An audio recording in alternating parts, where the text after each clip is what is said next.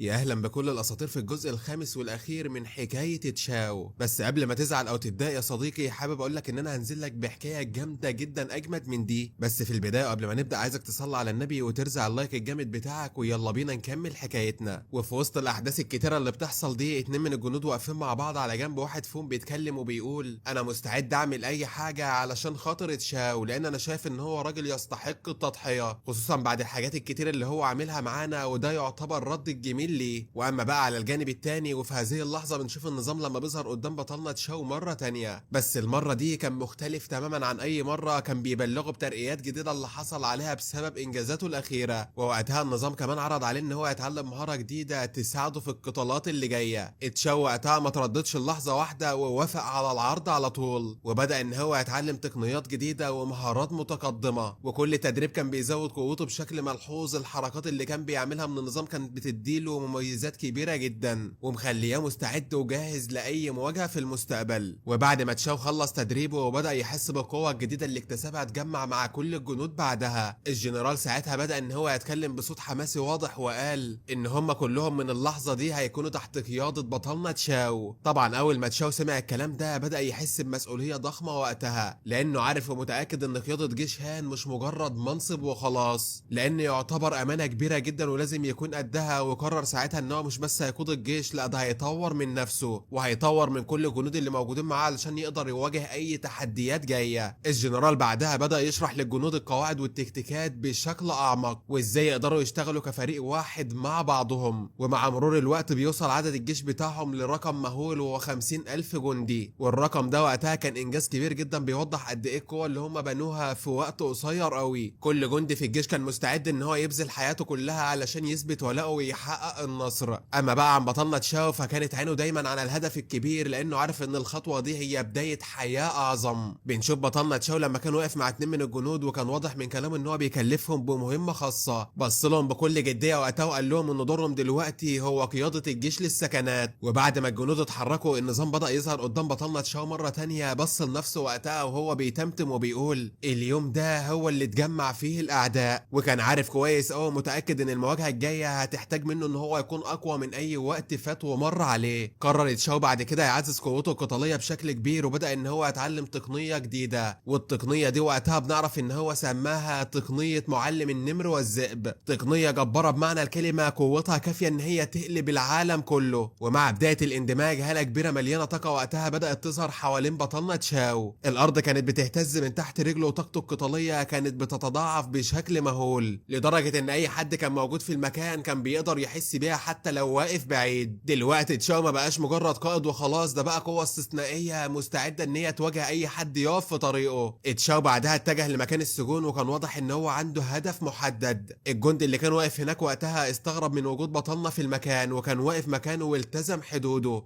تشاو وقتها بدأ ان هو يستفسر عن الاشخاص اللي محبوسين، وقال له يا ترى كل الناس اللي احنا مش عايزينهم في الدولة موجودين هنا؟ الجندي ساعتها رد عليه بكل احترام واكد له صحة المعلومة دي، واستمر في المراقبة بتاعته. ولكن وفي هذه اللحظة صوت ضعيف طلع من داخل الزنازين. أحد المساجين كان بيستنجد ساعتها، وصوته كان مليان رجاء وألم، وبيطلب من أي حد إن هو يساعده. شكله كان واضح إن هو اتعرض لتعذيب شديد وقتها، وكان بيظهر استعداده للقيام بأي شيء مقابل إن هو يخرج من هنا. الصوت اليائس اللي طلع من السجن ده شجع باقي المساجين وقتها، اللي بدأوا يرفعوا أصواتهم هم كمان علشان ينقذهم حد. أصوات متداخلة مليانة ضعف كانت بتتردد في المكان كله، كلها بتطلب فرصة أخيرة للنجاة. بطلنا تشاو كان واقف في وسط اصوات المساجين المرعبه دي ومش فاهم اي حاجه ساعتها. المكان كان بيحمل كل انواع اليأس والالم، ولكنه بالنسبه لبطلنا تشاو كان مجرد خطوه جديده لخطه كبيره. ووسط صرخات السجناء دي، واحد منهم بص لبطلنا تشاو بسرعه وقال له ان هو يعرف سر كبير عن الملك هان، ومستعد دلوقتي حالا ان هو يحكي له كل حاجه عنه. صوته وقتها كان مليان ضعف وخوف، ولكنه كان مليان رغبه في الخروج. وباقي المساجين بدأوا ان هم يتشجعوا واحد ورا التاني، ياكدوا ان هم ممكن يقولوا له كل اللي يعرفوه عنه، هيعرفوه كل كبيره وصغيره حتى لو هيخونوا المملكه بتاعتهم. الجندي اللي كان بيحرس السجن وقتها اعصابه اتشدت اول ما سمع الكلام ده، وامرهم ان هم يسكتوا فورا والا هيموتهم. صوته كان حاد وكانه كان بيحذرهم ان الكلام اكتر من كده هيكون عقاب شديد جدا. ولكن السجناء رغم الخوف بتاعهم فضلوا يبصوا لبطلنا تشاو وكانهم بيستنجدوا بيه. اتشاو ما بين نظراتهم والمكان اللي مليان يأس وقتها قال جمله واحده بهدوء: انتوا بقالكوا كذا يوم مرميين هنا، والمملكه ولا الملوك بتوعكم فكروا ان هم يسالوا فيكم حتى ولا يساعدوكوا. وبعدها سالهم وقال لهم يا ترى انا عايز افهم بس ايه اللي انتوا هتكسبوه لما داكين يجي لكم لحد هنا. السجين اللي كان قاعد في الزاويه ساعتها في الظلام ابتسم بسخريه وقال كلامك كله صح دلوقتي على فكره، لان في الوقت الحالي الملك هان ما عندوش ولا وزير ولا بلد، والولاء ليه ملوش اي 60 معنى. السجين بعدها كمل كلامه بطريقه غامضه وهو بيقول انه قريب جدا الامم كلها هتتدمر وهيتم بعدها القبض على حكام العالم واحد ورا التاني. الكلمات دي كانت المفتاح اللي بطلنا تشاو بيدور عليه وكان مستنيه، وكان من جواه حاسس بفرحه كبيره لانه اخيرا لقى اللي هو بيدور عليه. وقرب وقتها من السجين ده بهدوء وكان مركز جدا عليه وعمال بيبص في ملامحه كويس قوي. وبدا ساعتها يلاحظ ان الشخص ده مش زي باقي السجناء اللي موجودين هنا واللي طمعانين في الحياه وخايفين من الموت وخلاص. وكان باين في عينين السجين ده نظره تحدي وذكاء، وبنعرف ان السجين ده كان اسمه فيه وشخصيته مش عاديه ابدا.